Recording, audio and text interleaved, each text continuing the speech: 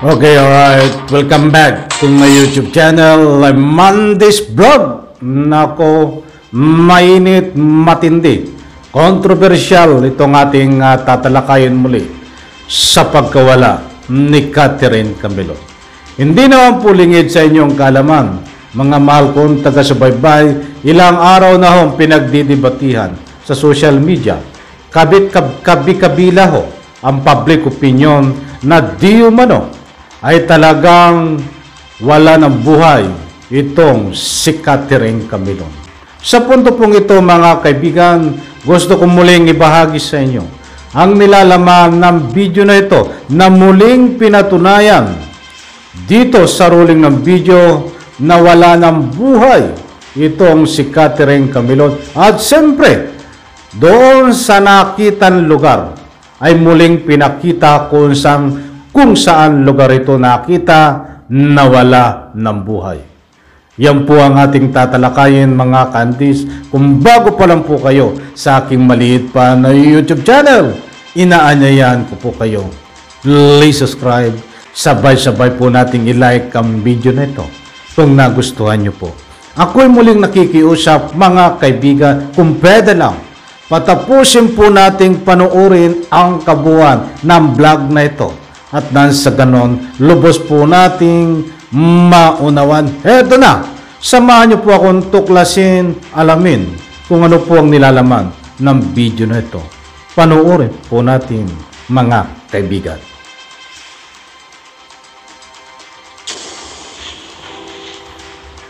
Naghihintay sa anak, araw-araw yan.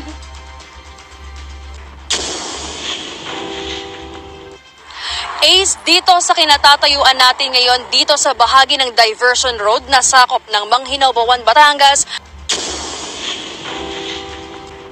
ang lugar na sinasabi ng mga testigo na nakita nilang inililipat ang dugo ang katawan ni Catherine Camilo ng isang sasakyan.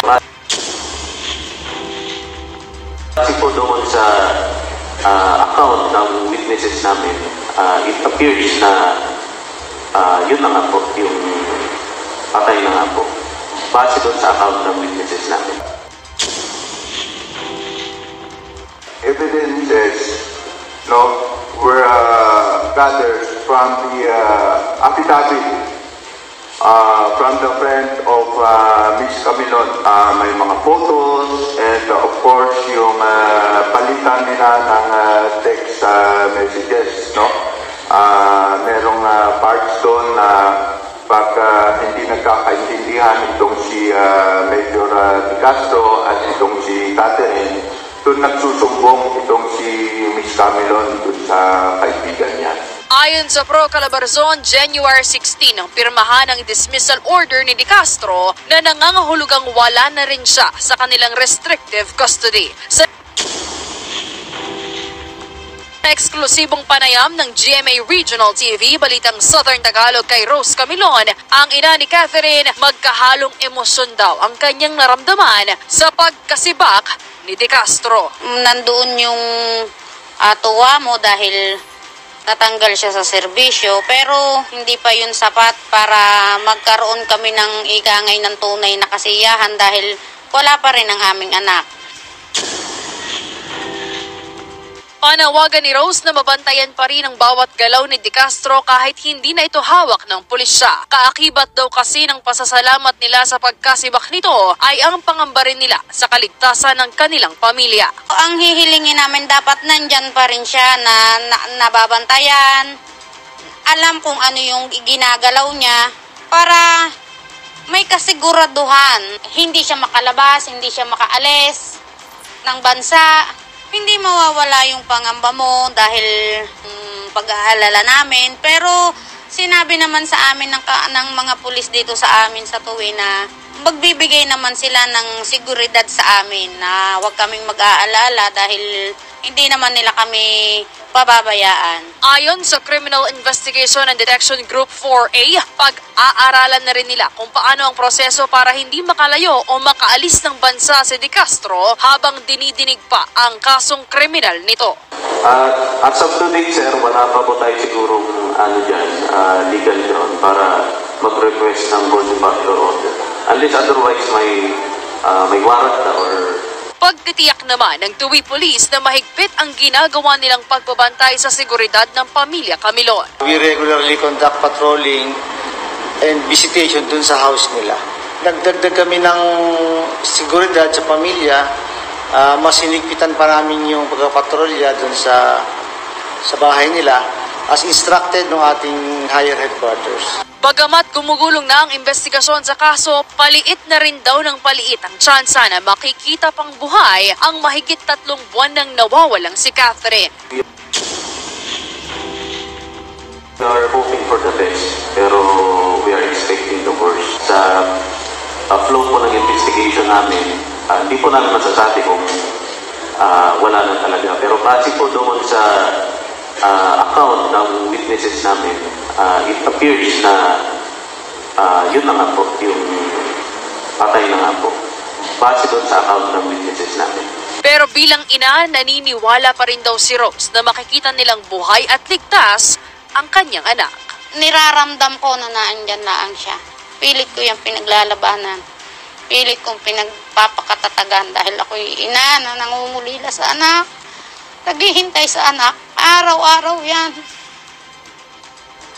Ace, dito sa kinatatayuan natin ngayon, dito sa bahagi ng Diversion Road na sakop ng Manghinaw, Bawan, Batangas, ang lugar na sinasabi ng mga testigo na nakita nilang inililipat ang duguang katawan ni Catherine Camilon ng isang sasakyan gabi noong October 12, 2023. Hanggang sa ngayon, palaisipan pa rin para sa mga otoridad kung nasaan na nga ba ang nawawalang si Camilon hanggat hindi nagsasalita si De Castro at si Magpantay. Patuloy namang umaasa ang pamilya Camilon na buhay at ligtas nilang makikita ang kanilang kaanak.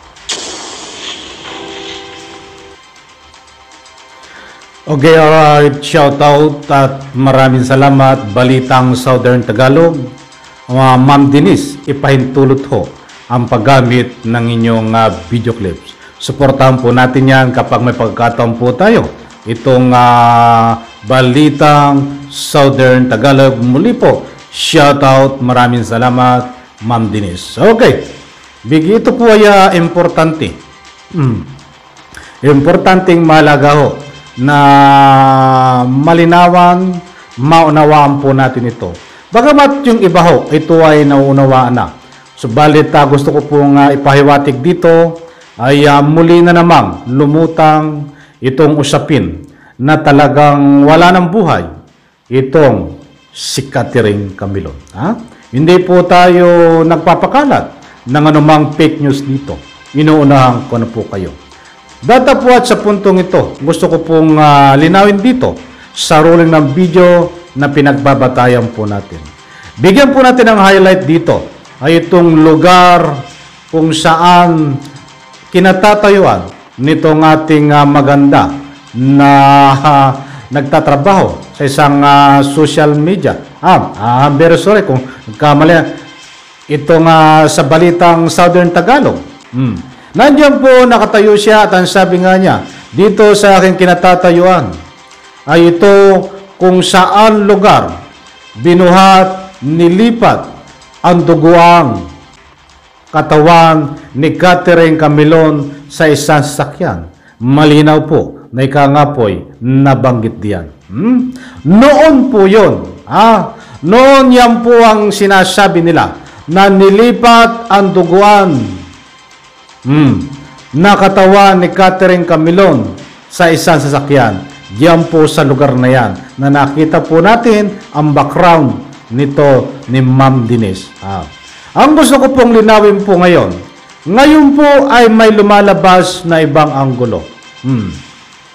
Dahil ni minsan ho ay hindi po nila nabanggit na wala ng buhay si Catherine Camilon. Pagkatapos pong itanggalin sa serbisyo, sa pagiging pulis, itong pangunahing utak di umano sa pagkawala ni Catherine Camilon na si De Castro, ay sabay din naman ho na isiniwalat, nilabas sa social media na wala na pong buhay itong si Catherine Camilon. Bakit ko po nabanggit ito? Maliwanag naman po, yung kinatatayuan ngayon na nga po lugar ni Ma'am Dines na sabi niya na nga po nilipat ng duguan na katawan ni Catherine Camilon, ay yan po ngayon ay iba na. Ang nga po lumalabas ng anggulo. Nilipat na wala ng buhay ni Catherine Camilon ang lumalabas po ngayon, hindi na duguan. Maliwanag po mga kaibigan, sapagkat inamin din po ito ng CIDG na naka-uniforme na pulis. Na patay na di umano itong si Catherine Camilon according sa kanilang pag-imbestiga, dahil yan po ang nga po'y lumalabas sa investigasyon according o dito sa mga buhay na testigo na nakakita, mga kaibigan. Maliwanag, di ba? Noon ay hindi po nila inaamin na wala ng buhay itong si Catherine Camilon. Kaya't lumalabas po ngayon ay inamin na talagang wala ng buhay. Yan po ang lumalabas sa investigasyon. But then, mga kaibigan, respetuhin po natin ang anuman opinyon ng kanyang nanay. Nandiyan po, napanood din natin. Dahil ito po isang nanay din, magulang din po tayo, na wala po tayong proof pa. Walang proof, katibayan na talagang wala ng buhay itong si Catherine Camilon. Kung ano man ang public opinion dito ng kanyang nanay, respetuhin po natin. At sana nga, at sabi nga niya, naghihintay pa rin siya na babalik ng buhay. Okay, matindi, di ba? Nakakalungkot mang isipin. Ngayon ang tanong, mga kaibigan, kung matibay ang ebidensya nyo, mga umahawak po dito sa kaso, sapagkat pinanindigan nyo na wala ng buhay itong si Catherine Camilon according, batay, tagalogin ko na lang, batay sa inyong pag-iimbestiga diyan sa mga buhay na testigo. Kung matibay ang inyong mga ebidensya, bakit hindi nyo po kasuhan? Bakit hindi nyo kasuhan ng nakaukulang pang dapat ikaso, karagdagang kaso dito kay dating Police Major De Castro na natanggal serbisyo, at siyempre itong tinuturong sangkot din na driver bodyguard dati ni Police Major dati na si Magpantay.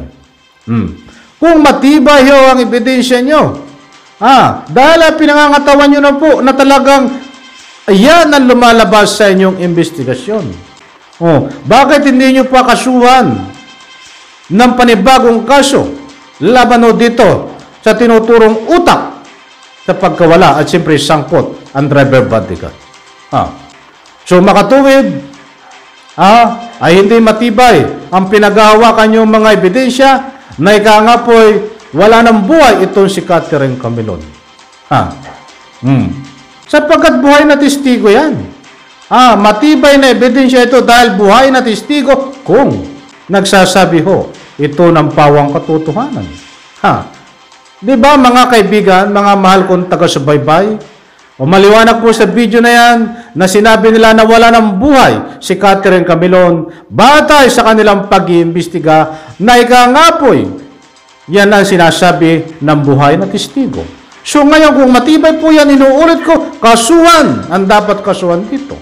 Useless ang nga po sinasabi nyo na yan na wala ng buhay si Catherine Camilon. Kung sasabihin nyo lang na wala ng buhay, dapat dito ay may tinatawag na karapatang nga po hakbang. Ano hakbang na yon? Tinatawag ko nga po, bakit hindi nyo kasuhan? But anyway, hindi ko po kayo pinangungunahan. At nga po, ay baka kayo ay kumukuha pa ng anumang matibay na ebidensya. Ay hanggang kailan po kami maghihintay?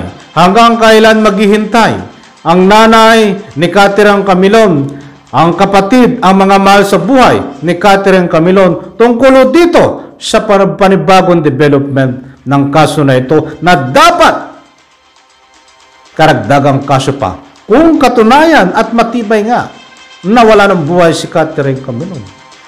But mga kaibigan niya, isang punto de vista public opinion na nagbabatay po tayo dito sa takbo na nga po'y investigasyon.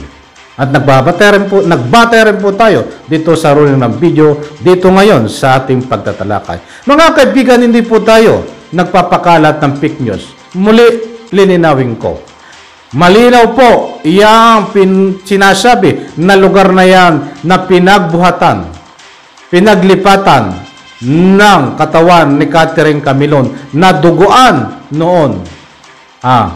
Ayan po ang panibagong anggulo naman ngayon. Yan ang pinaglipatan ng katawan ni Catherine Camilon na wala ng buhay. Dahil yan po ang lumalabas sa investigasyon. Hindi po nila masabi noon na wala ng buhay, but ngayon ho, ay sinasabi po nila na wala ng buhay. Alam ko po nakuha nyo ang gusto kong ipunto dito. Maraming salamat. Ang dami pa natin dapat bigyan ng highlight dito, tatalakayin. Wala na naman po tayong oras mga kaibigan. But anyway ho, marami pong angguluhan lumalabas at syempre abangan po natin ang hearing sa Senado, ang confirmation po kung kailan. Dahil ito po ay magkakaroon po ng hearing sa Senado. Muli po maraming salamat diyan po sa comment section.